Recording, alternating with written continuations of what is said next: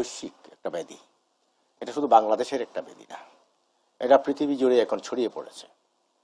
এখন এটার উৎপত্তি তো আর আমার দেশে নয়, উৎপত্তি বাইরে হয়েছে। এখন বাংলাদেশে আপনার ক্রসফায়ার র্যাপিড অ্যাকশন ব্যাটালিয়ন, যেটা আপনার র্যাব, এর প্রতিষ্ঠা কিন্তু হয়েছে বিএনপি জামাতের সময়।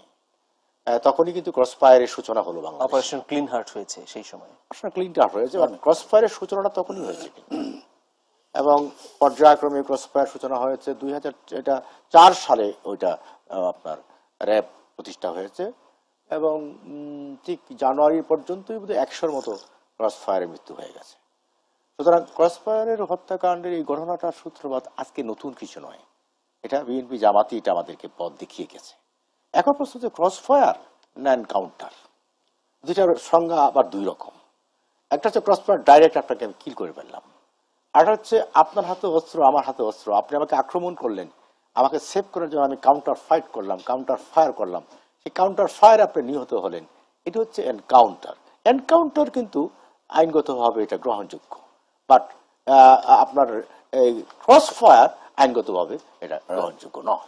নীতিগতভাবে বলেন, আদর্শগত ভালো বলেন, আমরা কখনো ক্রসফায়ারের পক্ষে অতীতেও ছিলাম না, আজকেও নেই। কিন্তু বাঁচার প্রয়োজনে যদি এনকাউন্টার হয়, সেখানে এটাকে আপনাকে অ্যাডমিট করে নিতে হবে যে পুলিশ বা র্যাব বা বিজিবি, তারা আইন শৃঙ্খলা বাহিনী, তারা তাদের উপর যখন আক্রমণ হয়েছে তখন তারা কাউন্টার ফায়ার করেছে, তাতে তার মৃত্যু হয়েছে। এখন প্রশ্ন হচ্ছে যে আপনারা কোন শিরোনামটাকে আগে আনবেন? ক্রসফায়ারটাকে আপনি যেটা বললেন যে উইকিপিডিয়ায় কিন্তু একই সংজ্ঞা দেওয়া আছে। আমি অপরাধী কোন ব্যক্তিকে হত্যা করা, ক্রসফায়ার, এনকাউন্টার, আবার গুপ্ত হত্যা। হ্যাঁ, এখন কোনটাকে আপনি আলোচনায় সবচেয়ে বেশি প্রাধান্য দিবেন, কোনটা বেশি ভয়ঙ্কর? এখন দেখা যাচ্ছে গুপ্ত হত্যা বন্ধ করতে ক্রসফায়ার হচ্ছে না, গুপ্ত হত্যা বন্ধের জন্য, গুপ্ত হত্যা বন্ধ করার জন্য প্রয়োজনীয় ব্যবস্থা, আইনানুগ ব্যবস্থা, গ্রেপ্তার, সাঁড়াশি অভিযান হচ্ছে, এগুলো অতীতে হয়েছে, আজকেও হচ্ছে। আপনি এখানে কিছু কিছু প্রশ্ন এসে যায় যে আমার দেশের আইন শৃঙ্খলা পরিস্থিতিকে আমি ডেভেলপ করব, আমার জনগণের জানমালের নিরাপত্তাকে আমি এনশিওর করব। এনশিওর করতে গিয়ে পুলিশ বাহিনী বা র্যাব তাদের দায়িত্ব পালন করছে। দায়িত্ব পালন করতে গিয়ে কোথাও কোথাও কিছু কিছু ঘটনা ঘটে যাচ্ছে, কিন্তু এই ক্ষেত্রে আমি কিছুটা তো কনসিডার করবো তাদেরকে। কিছুটা যদি কনসিডার না করি, তাহলে সেই ক্ষেত্রে আমার অবস্থানটা কোথায়? আমি কি গুপ্ত হত্যার পক্ষে অবস্থান নেব, না গুপ্ত হত্যার ওই কিলিং এর বিরুদ্ধে অবস্থান নেব? আচ্ছা, আমার পলিটিক্যাল স্ট্যান্সটা কি, সেটাকে আগে ক্লিয়ার করতে হবে পিপলের কাছে। আমি কি পিপুল কোনটাকে চায়, পিপুলের মাইন্ডসেটটা কোথায়? আজকে আলোচনা যত কিছু আপনি বলেন যে পিপুলের মাইন্ডসেটটা হচ্ছে তাদের জান মালের নিরাপত্তা, সিকিউরিটি কে এনশিওর করা। আপনার কাছে এটা হচ্ছে গভর্নমেন্টের দায়িত্ব। এবং আপনার কাছে জানতে চাইবো যে ফাহিম এবং শরীফুলের ঘটনা কিভাবে দেখেন, এটা জানবো। সৈয়দ মুয়াজ্জেম হোসেন আলাল, আপনার কাছে জানতে চাই যে এই যে ঘটনা ঘটছে এবং 2004 সালে যখন র্যাব প্রতিষ্ঠা হলো, সেটা আপনাদের সময়, এবং এই রেফারেন্স আওয়ামী লীগ সবসময় দেয়, সেই সময় তীব্রভাবে প্রতিবাদ করেছিল আওয়ামী লীগ, কিন্তু এটা বহমান আছে এবং সেই ধারাবাহিকতায় ক্রসফায়ারটাও বহমান। আপনাকে ধন্যবাদ। এখন যে অবস্থাটা বর্তমানে দাঁড়িয়েছে, আপনি একটি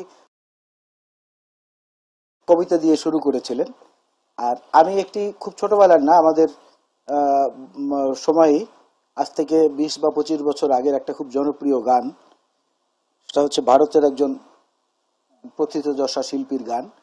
গানের প্রথম দুটি লাইন হচ্ছে, এ কোন সকাল রাতের চেয়েও অন্ধকার। এখন আমি যদি সংজ্ঞা দেই যে এটা সকাল, কিন্তু বাস্তবে দৃশ্যমান হচ্ছে যেটা রাতের চেয়েও অনেক বেশি অন্ধকার, তাহলে তো সে জায়গায় এটা মিলবে না। কারণ এই প্রসঙ্গে আমি আমার বক্তব্য দেওয়ার আগে আমি এই অতি সম্প্রতি মাত্র কয়েকদিন, 4-5 দিনের সমস্ত জাতীয় দৈনিকগুলো যেগুলো উল্লেখযোগ্য, এর কয়েকটি আমি আজকে নিয়ে এসেছি এখানে। আমার কথা না, এই কথাগুলো শোনানোর জন্য। কারণ আমার কথা বললে আমি তো একটি দলের সমর্থক, সেখানে তো আমি বললে পরে এটা দলীয় আঙ্গিকে বিবেচিত হবে। আচ্ছা, প্রথম আলো, র্যাবের হেফাজতে আসামি নির্যাতন, চিকিৎসা নিতে আদালতের নির্দেশ। আসামি নির্যাতিত আসামির ছবিটাই দেখেন, পায়ের চামড়া, হাড়ের চামড়া উঠে রক্তাক্ত ঘাস এখানে বেরিয়ে এসেছে। একজন তাকে দোকান থেকে ধরে নিয়ে এনে অত্যাচার করা হয়েছে, এই হচ্ছে সেই ছবিটা। র্যাব বলছে যে না, আমরা তাকে অত্যাচার করি নাই, কিন্তু সচিত্র প্রতিবেদন এখানে আছে। আপনি আসেন এই সন্ত্রাস বা গুপ্ত হত্যা বা যে কথাগুলো আহমেদ ভাই বলেছেন, তার পেছনে বিএনপি এটা তৈরি করেছে। হ্যাঁ ঠিক আছে, এটা ঐতিহাসিকভাবে সত্য, বিএনপির সময় র্যাব হয়েছে।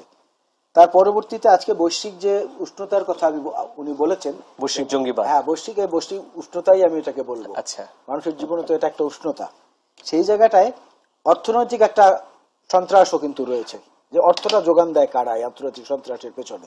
সে জায়গায় আমরা কিছুদিন আগেও শুনেছি মাননীয় প্রধানমন্ত্রী থেকে শুরু করে বিভিন্ন বিজ্ঞজনরা, সরকার দলীয়রা বলছেন যে এই জঙ্গিদের অর্থায়নের ব্যাপারে ইসলামী ব্যাংকের একটা তৎপরতা আছে, এবং ইসলামী ব্যাংকের ব্যাপারে এই ব্যাপারে বিভিন্ন রকম পদক্ষেপ নেওয়া হয়েছে তারা বলেছে। সেই ইসলামী ব্যাংকের কাছ থেকে গত কালকে মাননীয় প্রধানমন্ত্রী 15 কোটি টাকা অনুদান নিয়েছেন, এই যে সচিত্র প্রতিবেদন। মানে সেটার সঙ্গে আসলে জঙ্গির বিষয়টা কিভাবে সম্পৃক্ত করছে? রাশেদ খান মেনন সাহেব গতকালকে সংসদে বলেছেন ক্রস ফায়ার কোনো সমাধান নয়। আমাদের এখানে প্রথমবারের মতো ঢাকায় অনুষ্ঠিত হতে যাচ্ছে Asian Pacific group of money laundering এর বার্ষিক একটি প্রতিবেদন সম্মেলন, প্রথমবারের মতো। সেখানে আমাদের স্বরাষ্ট্র মন্ত্রণালয় বলেছে যে বিদেশি অতিথিদের মূল কর্মসূচির বাইরে ব্যক্তিগত ভ্রমণ নিরুৎসাহিত করলাম। অনেক বিস্তারিত ব্যাখ্যা আছে এটার। আপনি নিউ ন্যাশন বলছে যে বাংলাদেশ নেক্সট ISIS হটস্পট। কালের কণ্ঠে তারা সাজেস্ট করেছে ধারাবাহিক অভিযান ও গোয়েন্দা তৎপরতা চাই। এখানে একটা পরিসংখ্যান আছে। একটা ফোন নিয়ে নেই। সর্বশেষ বাংলাদেশ প্রতিদিন বন্দুক যুদ্ধে নিহত যুবকের স্ত্রী বললেন তিনি অন্ধ ছিলেন। আচ্ছা, অন্ধ লোক এখন সন্ত্রাস বানিয়ে করা হচ্ছে। পত্রিকা দেখার বোধহয় আমরা সুযোগ না, সবগুলো আমি দেখাবো না। আমি কয়েকটি এবার ঝিনাইদহে গোসাইদের হুমকি। ইত্তেফাক লিখেছে প্রশ্নবিদ্ধ বন্দুক যুদ্ধে নিহত ফাইন, যেটা আপনি বলেছেন। এখন আমার কথা হচ্ছে সুলতানা কামাল বলেছেন যে নিজের হাতে আইন তুলে নিচ্ছে রাষ্ট্র। তালিকাভুক্ত জঙ্গি 3000, 2500 পলাতক। আচ্ছা, একটা ফোন নিচ্ছি। অথচ গ্রেফতার হচ্ছে হাজার হাজার প্রতিদিন এবং মারা যাচ্ছে। এখন প্রশ্ন হচ্ছে যে বিএনপির তো সবকিছু খারাপ, বিশেষ করে এই সরকারের সবার দৃষ্টিতে। আচ্ছা, তাই সেই খারাপ লোক যদি কোনো কিছু উৎপাদন করে থাকেন, সেটা দিয়ে খারাপ করে থাকেন, সেটা পুনরাবৃত্তি এখন কেন হবে? একটা ফোন নেই। প্রিয় দর্শক, সেটা হওয়া উচিত। নাম বলে প্রশ্ন করুন। হ্যালো, ওয়ালাইকুম আসসালাম। কে বলছেন, কোত্থেকে বলছেন? আচ্ছা, বলুন। আচ্ছা, আহমদ হোসেন সাহেবের কাছে প্রশ্ন, আপনি যে নীতি এবং আদর্শের কথা বলতেছেন, সেটা কি আপনার টিভি চকশোতে সীমিত, বাইরে কোনো খোঁজ খবর রাখেন কিনা? আর আওয়াজ সাহেবের প্রশ্নটা হচ্ছে, আপনি যে র্যাবের সমালোচনা করতেছেন, 2004 সালে যখন র্যাব গঠন করছেন, বিভিন্ন বাহিনীর থেকে ধার কর্জ করে, যেটা লোন করে 3 বছরের জন্য গঠন করতেন, দেশে কি নতুন লোকের অভাব ছিল? কর্মসংস্থানের সৃষ্টি হতো না? আচ্ছা, ধন্যবাদ আপনাকে। আর আপনার কাছে আসবো একটু পরের পর্বে আসতে চাচ্ছি। স্থপতি মুবাশশির হোসেন, আপনি মানবাধিকার নিয়ে অনেক কাজ করেন, বিশেষ করে সেক্টর কমান্ডার্স ফোরামের মধ্য দিয়ে। আপনার কি মতামত? ধন্যবাদ। বাংলাদেশের জন্মটা হয়েছিল কিন্তু মূলত ধর্মনিরপেক্ষ একটি রাষ্ট্র হিসাবে, যেখানে মূল প্রতিপাদ্য বিষয় ছিল সর্বধর্মকে সমান অধিকার দিয়ে একটি রাষ্ট্রের জন্ম। আমরা এখন যে সন্ত্রাসটা দেখছি সারা বিশ্বে খুব ইন্টারেস্টিং। বাংলাদেশের সন্ত্রাসী কর্মকাণ্ড আর বিশ্ব ব্রহ্মাণ্ডে যে সন্ত্রাসী কর্মকাণ্ড চলছে, দুটার মধ্যে একটা অদ্ভুত ফারাক আমি লক্ষ্য করি। আমরা যদি মিডল ইস্টের দিকে তাকাই, যেখানে IS নিয়ে কথাবার্তা হচ্ছে, সেখানে কিন্তু মুসলমানকে হত্যা করছে। অর্থাৎ এক মাযহাবের মুসলমানের দৃষ্টিতে আরেক মাযহাবের মুসলমান হচ্ছে কাফের। পাকিস্তানে যে হত্যাকাণ্ড চলছে, সেখানে মুসলমানকে হত্যা করছে, সেখানে মুসলমানের মসজিদ ধ্বংস করছে। ইরাকে, সিরিয়াতে, মুসলিম কান্ট্রিগুলাতে যে অদ্ভুত ঘটনা ঘটছে, সেখানে কিন্তু অন্য ধর্মের চেয়ে নিজের ধর্ম কিন্তু এক একজনের দৃষ্টিতে, এক এক গোত্রের দৃষ্টিতে এক একজন কাফের। অর্থাৎ আমি ছাড়া বাকি সব কাফের। এইটাই কিন্তু, এই স্লোগানটাই কিন্তু এই কাজটি হচ্ছে।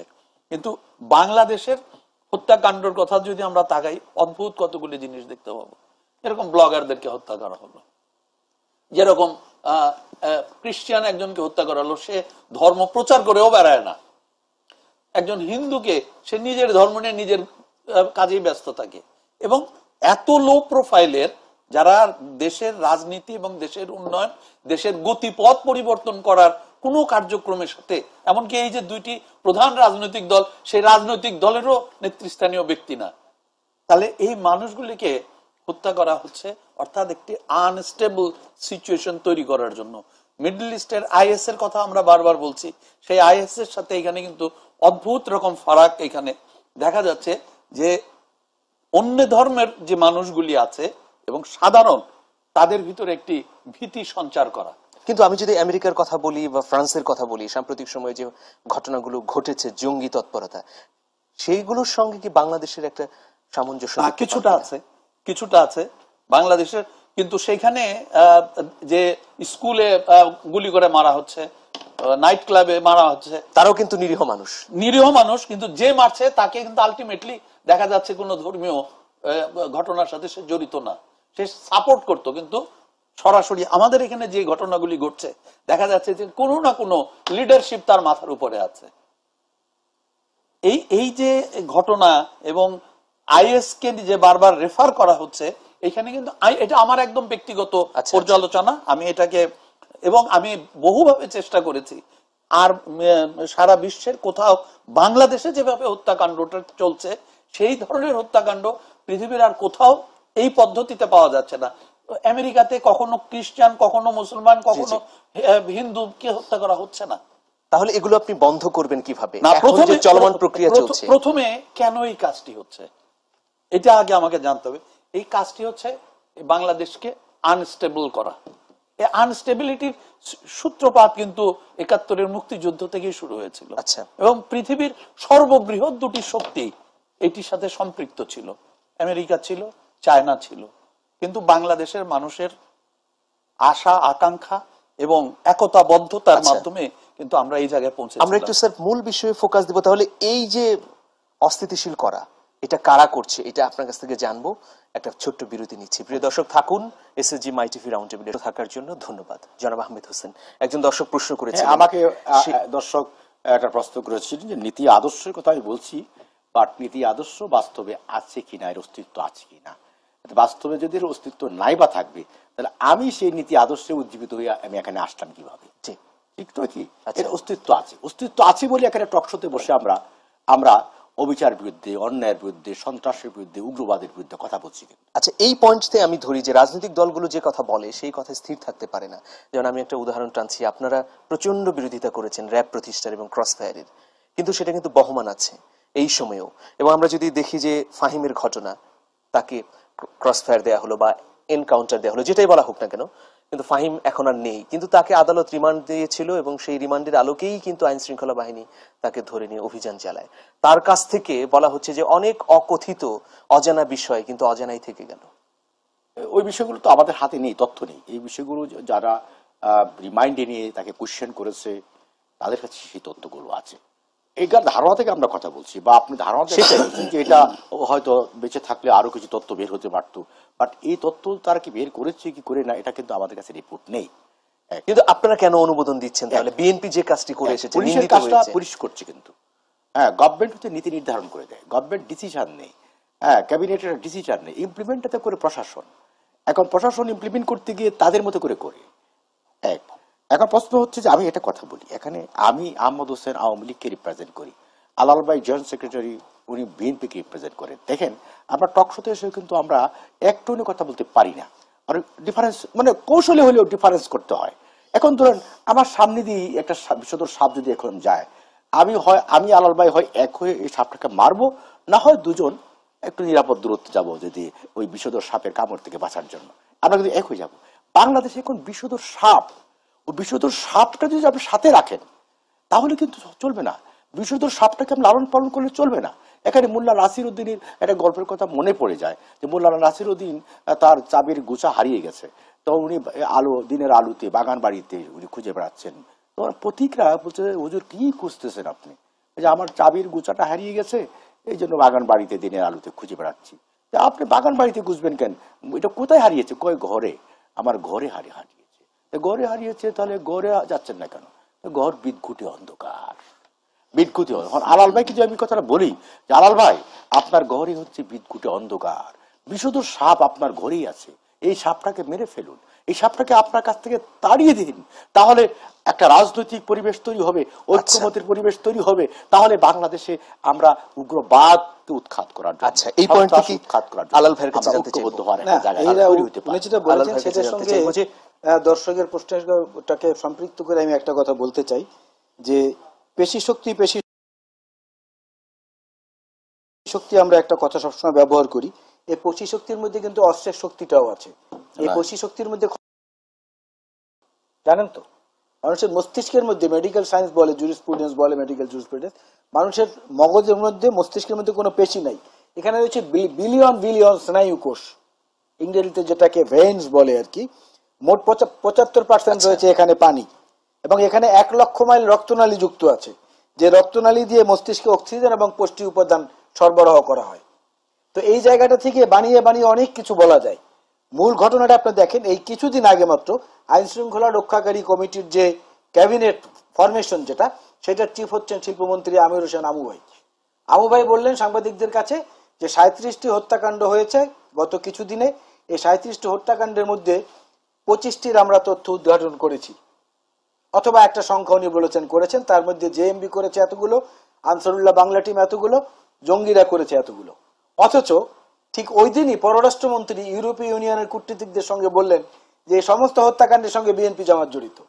একই দিনে আজকের আওয়ামী লীগের যিনি প্রধান শাসক দলের প্রধান শেখ হাসিনা নেত্রী, তিনি জাতীয় সংসদে দাঁড়িয়ে বললেন এই সব ঘটনার সঙ্গে জামাত বিএনপি জড়িত। আমরা কোনটা বিশ্বাস করব? 1। 2 নম্বর হচ্ছে হাসানুল্লাহ কিনু বললেন সাংবাদিকদের সামনে, যেটাও ফলো করে প্রচার করা হয়েছে, যে ওসামা বিন লাদেনের কাছ থেকে সরাসরি প্রশিক্ষণ গ্রহণ করা 8000 জঙ্গি বর্তমানে বাংলাদেশের বিভিন্ন স্থানে লুকিয়ে আছে। আচ্ছা, এখন এই যে একটা ভয়ঙ্কর তথ্য ক্যাবিনেটের একজন দেয়া, মানে whole cabinet is responsible for that, or that is the version of the whole cabinet. সেই জায়গাটা হাসানুল্লাহ কিনু যে তথ্যটা দিলেন, স্বরাষ্ট্রমন্ত্রীর তো উচিত ছিল ফাহিমকে রিমান্ডে নেওয়ার আগে হাসানুল্লাহ কিনু সাহেবকে অন্তত সেফ হোমে নেয়া, রিমান্ড আমি বলবো না, উনি সিনিয়র মানুষ, সেফ হোমে নিয়ে জিজ্ঞাসাবাদ করা যে 8000 জঙ্গির অবস্থান বাংলাদেশে কোথায় কোথায় আছে, দয়া করে বলেন, আমরা তাদেরকে ধরি। আচ্ছা, এই প্রসঙ্গে আমি বলছি, আমি একটা কথা বলছি, আরেকটা জিনিস বিষয়টি শুরু করেছি না, আমরা আরেকটা জিনিস শোনেন, শুরু করাটা আমি এক কথায় ওটা ছেড়ে দিয়েছি। বিএনপি হাজারো অন্যায় করেছে, সেই অন্যায়ের পুনরাবৃত্তি কেন হবে? সেই অপরাধের দায় কি এখন জনগণ বহন করছে? আমি ওইটা নিয়ে বিতর্কে গেলে জঙ্গিবাদের বিপরীতে কেন ক্রসফায়ার হবে? ওইটা নিয়ে আমি বিতর্কে গেলে পরে আমি বর্তমান প্রসঙ্গ আলোচনা করতে পারবো না। আচ্ছা, সমস্যা হবে, আপনার সময় আমাকে পারমিট করবে না। এই যে আমি কথাটা বললাম, সেই জায়গাটা সেটা না করে ফাহিমের যে ঘটনাটা আপনি বললেন, এই ফাহিমের দুঃখজনক ঘটনাটা, ফাহিমকে আমরা দেখলাম bullet proof helmet, bullet proof jacket পরিয়ে তাকে কোর্টে আনা হলো রিমান্ডে। 10 দিন অতিক্রান্ত হতে পারলো না, টি শার্ট পরিয়ে তাকে ভোর রাতে কেন নেওয়া হলো একটা নির্দিষ্ট জায়গায়? আমার প্রশ্নটা সেখানে। এনকাউন্টার বা ক্রস ফায়ার বা যেভাবেই বলি, একটা জীবন্ত অধিকতর তথ্য উদ্ঘাটনের একটা জীবন্ত ধরে গেছে। এই অভিযান অধিকতর তথ্যটা কি সেটা তো আমরা জানতে পারলাম না, বরং পুলিশের কর্মকর্তারা যখন সরকারি দলের নেতাদের মতো বা মন্ত্রীদের মতো একই সুরে কথা বলেন, তখন মানুষের আস্থাটা নষ্ট হয় আইন শৃঙ্খলা রক্ষাকারী বাহিনীর উপর, যেটা ভবিষ্যতে আরো বড় অশনি সংকেত বয়ে আনার একটা ইঙ্গিত বহন করে। আপনি দেখেন এই ডামাডোলের মধ্যে কিন্তু সেই শিক্ষকের কানধারা প্রসঙ্গ, যেটা নিয়ে সারা দেশ তোলপাড় হয়েছিল, আমরা কিন্তু ভুলে গেছি, একটার পর একটা চলে গেছে। তনুর ঘটনা আমরা প্রায় ভুলতে বসেছি, এসপি সাহেবের ওয়াইফ মৃত্যুর হত্যাকাণ্ডটা প্রায় বিস্তৃতির আড়ালে চলে গেছে, বাংলাদেশ ব্যাংকের রিজার্ভ চুরির ঘটনাটা প্রায় ভুলে গেছি, মাদারীপুরের শিক্ষককে আহত করা সেটাও বিস্তৃতির অতলে তলিয়ে গেছে। নতুন নতুন কথা এখন চলে এসেছে উত্তরায় অস্ত্র উদ্ধারের প্রসঙ্গ। এই উত্তরায় অস্ত্র উদ্ধার কালো পাজেরো জিপ কোত্থেকে এলো?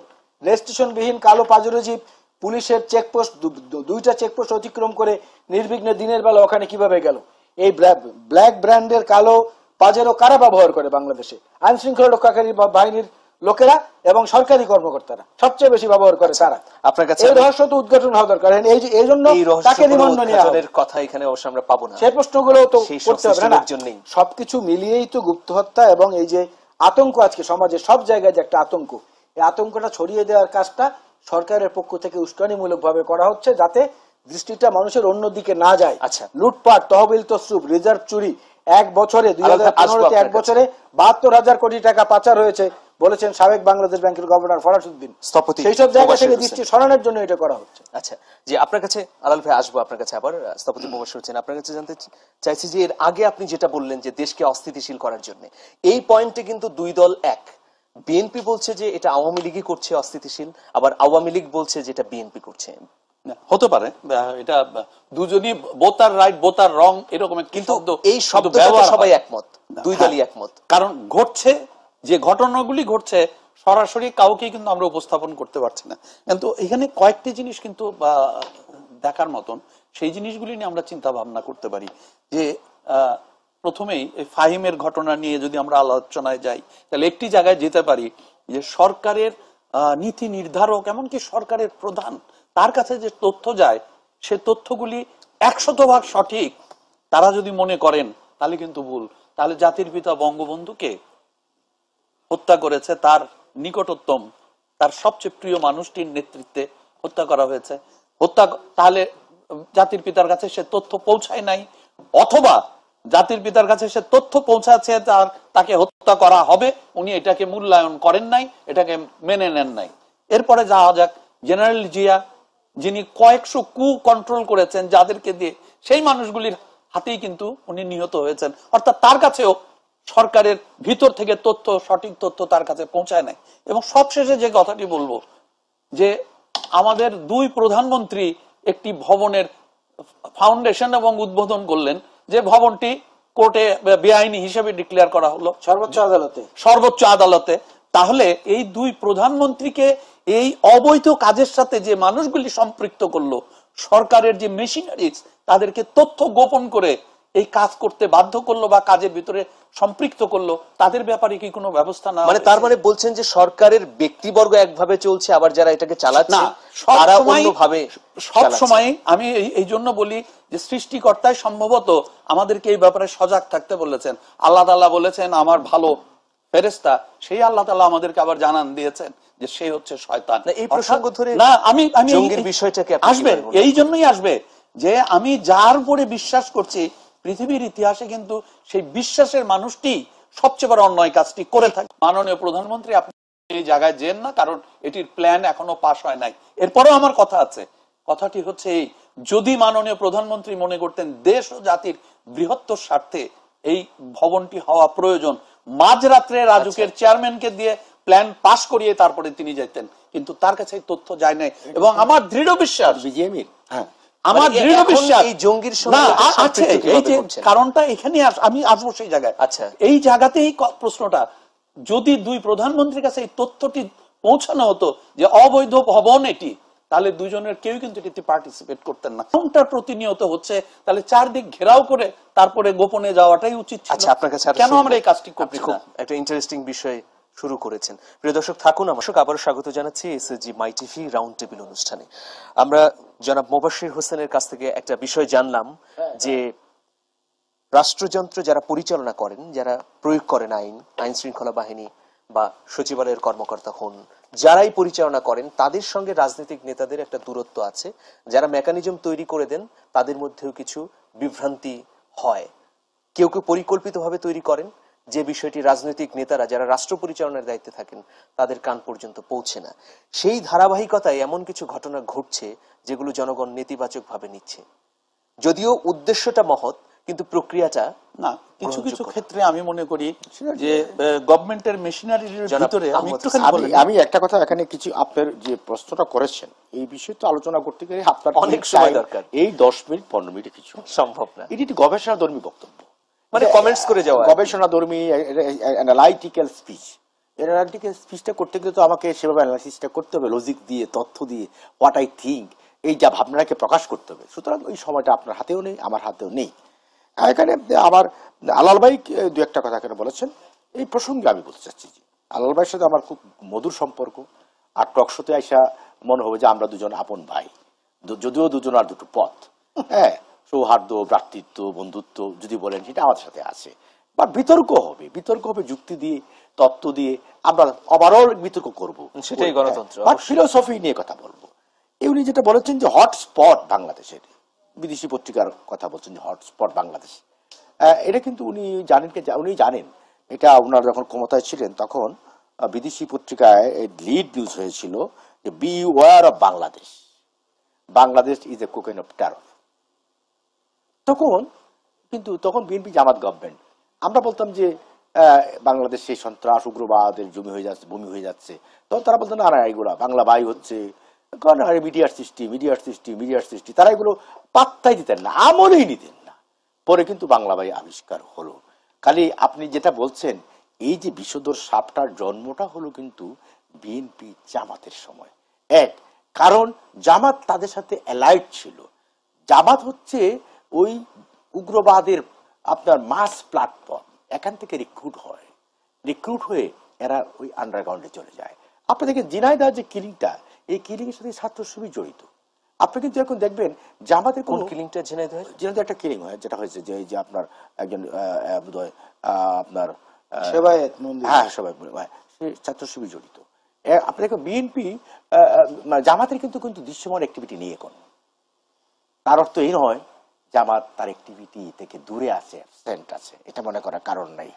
বাংলাদেশে আওয়ামী লীগ বিএনপি হচ্ছে পাবলিক জনতার পার্টি, নির্বাচনের পার্টি, বাট আকামের পার্টি যেটা, এটা জামাত, এবং আকাম করার মতো তার সেই ব্যবস্থাপনা সেখানে আছে। এখান থেকে কিন্তু একটা প্রশ্ন উঠেছে যে যেমন ফাহিমের বিরুদ্ধে বা আরো দু একজনের বিরুদ্ধে এই অভিযোগ উঠেছিল যে এরা শিবিরের সাথে সম্পৃক্ত, কিন্তু তাদেরকে দেখা গেল যে তাদের জবানবন্দি নেওয়া গেল না বা বিস্তারিত শুনেন তথ্য দেওয়া গেল না, ক্রস আমাকে এক একটা নামে এরা পরিচালিত হয়, একই জায়গা থেকে উৎপত্তি, বাট এক একটা ব্র্যান্ডে এক একটা নামে দোকান, বিভিন্ন নামে দোকান আছে, জিনিস তো একটাই, একই বিষয়বস্তু, কাজ তো একটাই, বিশ্বাসও একটা, ফিলোসফি একটা। কিন্তু এখানে কিন্তু প্রশ্ন যে তাহলে আপনারা দমন করতে পারছেন না, আপনারা তো সরকারে এক প্রশ্ন হচ্ছে ক্ষমতায় আছেন। আমাকে কেন বলছেন? আপনি আমেরিকাতে আপনার হয়ে গেল এটা কি 11 হয়েছিল, 111 হলো 16, আবার 9/11 হয়েছে আমেরিকা হয়েছে ইংল্যান্ডে। 9/11। 9/11, আর এখন কি ওইটা হলো 16 না কি, এটা হলো ওয়ার্ল্ডল্যান্ডে যেটা হলো এই যে কিছুদিন আগে সমকামীদের। হ্যাঁ, সুতরাং এই যে আমেরিকাতে যে 50 জন মারা গেল একজনের মাধ্যমে মারা গেল, কত মিনিটের মধ্যে মারা গেল? কত মিনিট? 1 মিনিটের ব্যাপার, অল্প সময়ের মধ্যে। আর এত মৃত্যু কিন্তু একসাথে মারা যায়নি বাংলাদেশে।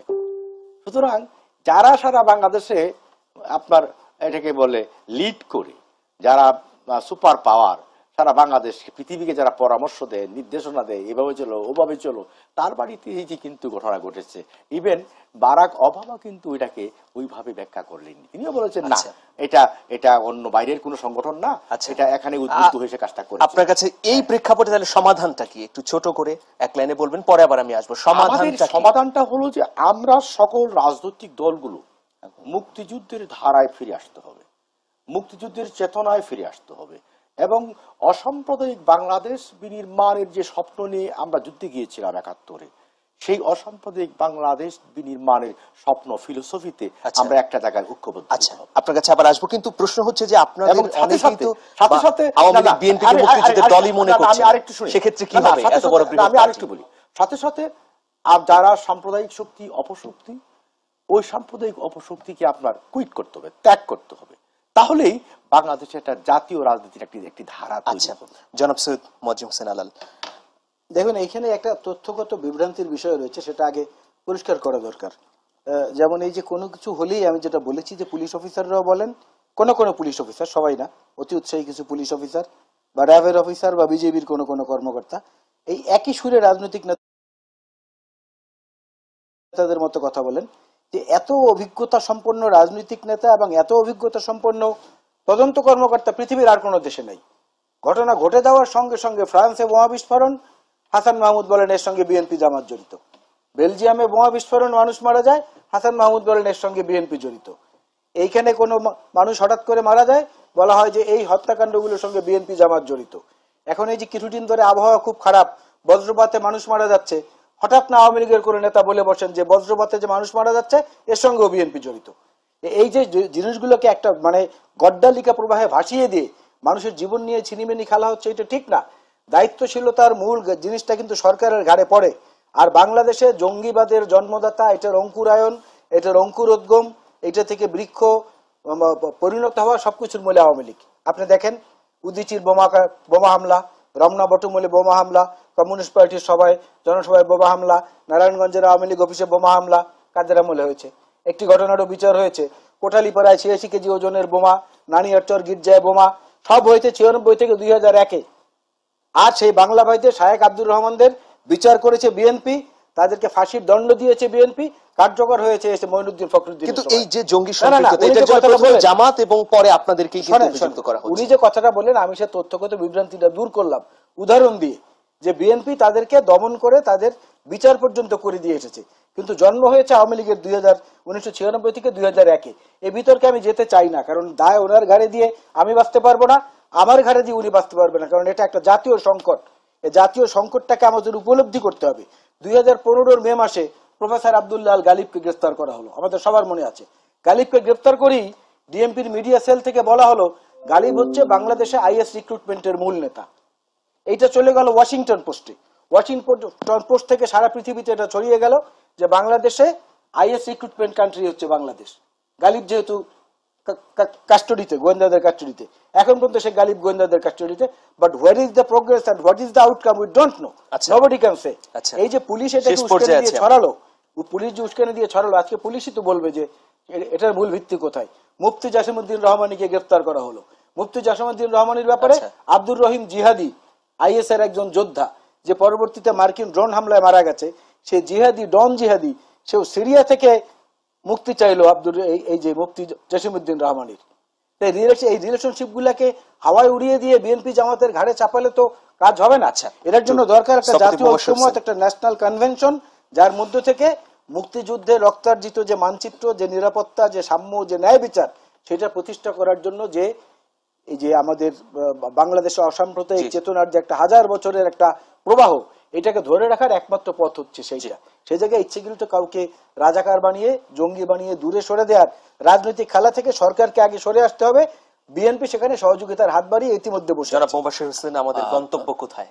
গন্তব্য আমি মনে করি যে কোনো একটি রাষ্ট্রে যখন এই ধরনের দুর্ঘটনা ঘটে, সারা বিশ্বে আমরা দেখতে পাবো যে তখন সরকারি দল, বিরোধী দল সব একতাবদ্ধ হয়ে কমন এনিমি যখন মানুষ একতাবদ্ধ হয়, আবার কতগুলি ব্যাপারে সব দল একতাবদ্ধ হয়। যেরকম বাংলাদেশের ক্রিকেট খেলায় সব রাজনৈতিক দল একসাথে বসে খেলা দেখে, হাত থেকে বল পড়ে গেলে সবাই উ করে, 6 মারলে পরে সবাই একসাথে চিৎকার করে। ঠিক একই ঘটনাটি ঘটার কথা একটি রাষ্ট্রের যখন সামগ্রিকভাবে ক্ষতির কথা হয়, যেখানে এই হত্যাকাণ্ড জানে না আওয়ামী লীগকে হত্যা করা হবে, না বিএনপি কে হত্যা করা হবে, না আমাকে হত্যা করা হবে, না তোমাকে হত্যা করা হবে, এরপরে তো এক হতে পারছি না আমরা। সেই জায়গাতে সেইখানে সবচেয়ে বড় প্রয়োজন, যেটা আমি প্রতিনিয়ত বলি, একটি শক্তিশালী সরকারের জন্য সবার আগে সবচেয়ে বেশি প্রয়োজন একটি শক্তিশালী বিরোধী দল।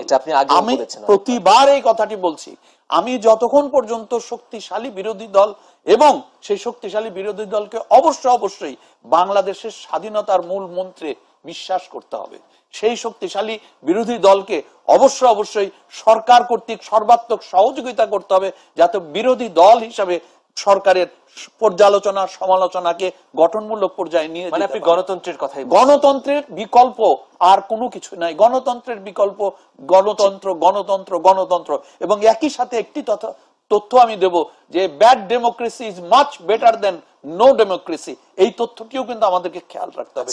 ব্যাড ডেমোক্রেসি মানে হচ্ছে ধাপে ধাপে একটি সুষ্ঠু সুন্দর ডেমোক্রেসি চলে যায়। আমরা যদি এই কাজটি করতে পারি, আমরা যদি সর্বসম্মতভাবে সিদ্ধান্ত নিতে পারি যে এটি দেশ ও জাতির জন্য ক্ষতিকারক, একই সাথে বিরোধী দল বা অন্যান্য দলকে চিন্তা করতে হবে যে মানুষগুলি, যে প্রতিষ্ঠানগুলি বাংলাদেশের স্বাধীনতায় বিশ্বাস করে নাই, যারা স্বাধীনতা বিরোধী ছিল, যারা গণতন্ত্রে বিশ্বাস করে না, ধর্ম নিরপেক্ষতায় বিশ্বাস, তাদেরকে কিন্তু আলাদা করে রেখেই দেশকে গঠন করতে হবে। আমি একটা কথা বলে শেষ করি। বিএনপি তো তখন জন্ম হয়নি 1971-এ। মুক্তিযুদ্ধের নেতৃত্ব দিয়েছে রাজনৈতিক দল হিসাবে আওয়ামী লীগ, এটা সত্যি, ঐতিহাসিক সত্যি। কিন্তু সে আওয়ামী লীগকে এই কথাটা ভুলে গেলে চলবে না যে গণতন্ত্রকে বাধাগ্রস্ত করতে চেয়েছিল বলেই পাকিস্তানিরা কিন্তু মুক্তিযুদ্ধ হয়েছে, না হলে ওটার প্রয়োজন পড়তো না। আচ্ছা, আপনাদের প্ল্যাটফর্মে কি বিএনপি পড়ে? আপনারা যে প্ল্যাটফর্মে করতে যাচ্ছেন, আমি এখানে আলাল ভাই কিছু কথা বলে শেষ করতে হবে, কিন্তু না, আমি ছোট করে কতটুকু ক্লিয়ারিফাই করতে হবে যে উদীচীর হামলা, রমনা বটমূলে 21শে আগস্টের হামলা তো হত্যাকাণ্ড, এটা ভয়ঙ্কর হত্যাকাণ্ড 15 আগস্টের পরে। এই যে সরাসরি গায়ে লেগেছে, এই যাবত যতগুলো হত্যা হয়েছে, যতগুলো আক্রমণ হয়েছে, সবগুলো কিন্তু আওয়ামী লীগের মিটিং এ না হলে মুক্তিযুদ্ধের সপক্ষের শক্তি তাদের মিটিং গুলোতে হয়েছে। You see in history 9 times attempt নেওয়া হয়েছে ফিদেল ক্যাস্ট্রোকে হত্যা করার জন্য, আর প্রধানমন্ত্রী শেখ হাসিনাকে হত্যা করার জন্য 19 বার চেষ্টা করা হয়েছে। তাহলে আজকে আমি এটা বলবো যে ফিদেল ক্যাস্ট্রো জীবিত আছেন বলেই, বেঁচে গেছেন বলেই আজকে কিউবার সেভাবে প্রতিষ্ঠিত হয়েছে, আর 19 বার ব্যর্থ হয়েছে বঙ্গবন্ধু কন্যা আজকে প্রধানমন্ত্রী শেখ হাসিনাকে হত্যা করার জন্য, এবং প্রধানমন্ত্রী শেখ হাসিনাকে আল্লাহ বাঁচিয়ে রেখেছেন নিশ্চয়ই আজকের বাংলাদেশ বিনির্মাণের জন্য, যে বাংলাদেশ আজকে উন্নয়নের বাংলাদেশ, গণতন্ত্রের বাংলাদেশ। ভাই যেটা বলছেন গণতন্ত্র, সে কোন গণতন্ত্র? আমি কি জামাতি গণতন্ত্র যাব?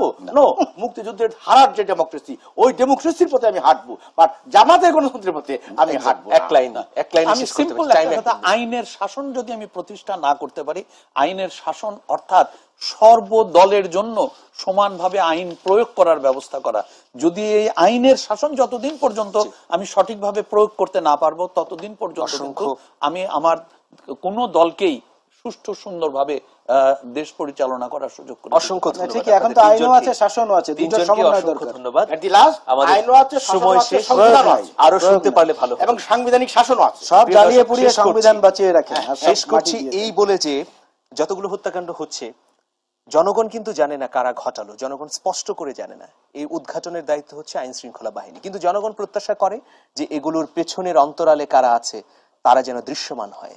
সেই প্রত্যাশা রেখেই আজকে শেষ করছি। ভালো থাকুন, সুস্থ থাকুন। এসএসজি মাই টিভি রাউন্ড টেবিলে আবারও দেখা হবে। শুভরাত্রি।